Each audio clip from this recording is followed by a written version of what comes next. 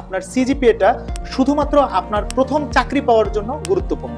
এর পরবর্তীতে আপনি যখন জব করবেন তখন সিজিপিএ না, বরঞ্চ আপনার পারফরমেন্সটা বেশি গুরুত্বপূর্ণ। বাংলাদেশের বিভিন্ন টপ রেটেড যে সমস্ত কোম্পানি আছে এই সমস্ত কোম্পানির দিকে আপনি যদি এখন তাকিয়ে দেখেন, সে সমস্ত জায়গায় যারা উচ্চ পদস্থ কর্মকর্তা তাদের কারোরই পরীক্ষার রেজাল্ট অতটা হয়তো ভালো ছিল না, কিন্তু তারা তাদের পারফরমেন্স দিয়ে ডে বাই ডে তাদের পারফরমেন্স দিয়ে তারা অন্যদেরকে ওভারটেক করে সামনের দিকে এগিয়ে গিয়েছে। যাদের সিজিপিএ 3.38 চেয়েও কম, তাদেরকে আমি সবসময় রেকমেন্ড করব পড়াশোনার প্রতি আরো বেশি গুরুত্ব দেন। 3 এর নিচে সিজিপিএ হওয়াটা মোটেই ভালো কিছু না। প্রথম জব পাওয়ার ক্ষেত্রে পড়াশোনা সিজিপিএ খুবই গুরুত্বপূর্ণ।